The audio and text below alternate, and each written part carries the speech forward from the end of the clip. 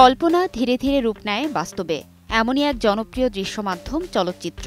শিল্পের নান্দনিকতায় যেখানে যা প্রয়োজন সবকিছুরই এক চমৎকার মিশেল বিশেষ এই মাধ্যম।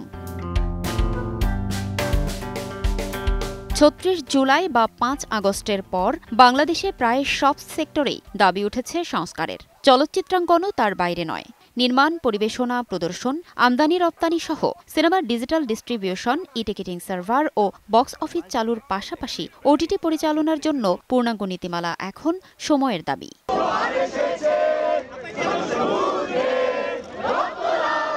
সম্প্রতি বাংলাদেশ ফিল্ম স্টুডেন্ট অ্যাসোসিয়েশনের আয়োজনে ঢাকা বিশ্ববিদ্যালয়ের সিনেট ভবনে ৫ শতাধিক চলচ্চিত্র সংশ্লিষ্টদের উপস্থিতিতে জাতীয় চলচ্চিত্র সম্মেলন ২০২৫ অনুষ্ঠিত হয়। অনুষ্ঠানে সংস্কৃতি বিষয়ক উপদেষ্টা মোস্তফা সরওয়ার ফারুকী সকল সাংস্কৃতিক সেক্টরকে এক ছাতার নিচে নিয়ে আসার প্রতি জোর দেন।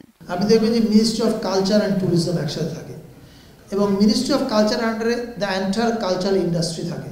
এন্টায়ার কালচারাল ইন্ডাস্ট্রি একটা আমব্রেলার নিচে থাকা উচিত ছিল, কিন্তু যে কোনো কারণে হোক সেটা নাই, এবং এটা না থাকার ফলে যেটা হচ্ছে আমাদের পক্ষে সমন্বিত উদ্যোগ নেওয়া ইজ ভেরি ডিফিকাল্ট।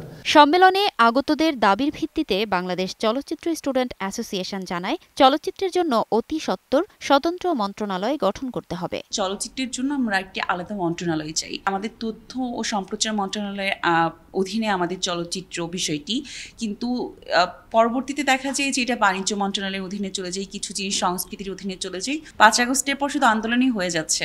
তো আমরা তো আসলে এটা চাচ্ছি না। আমরা চাচ্ছি যে সরকারের সাথে আলোচনার মাধ্যমে একটা মধ্যস্থতা করতে, যে আসলে আমাদের চলচ্চিত্রের জন্য ফলপ্রসূ কোনটা হবে। অন্তর্বর্তীকালীন সরকারের সহায়তায় সকলের অংশগ্রহণে চলচ্চিত্র হয়ে উঠবে বাংলাদেশের অন্যতম গণযোগাযোগ, বিনোদন, শিল্পচর্চা ও বাণিজ্যিক খাত। এমনটাই প্রত্যাশা চলচ্চিত্র প্রেমী ও সংশ্লিষ্টদের। ফারজানা লিনা, সময় সংবাদ, ঢাকা। একটা মাধ্যম যেটা শিল্প, সেটাকে ধ্বংস করে দিয়েছেন। কেউ কখনো কোথাও দায়টা স্বীকারই করলো না।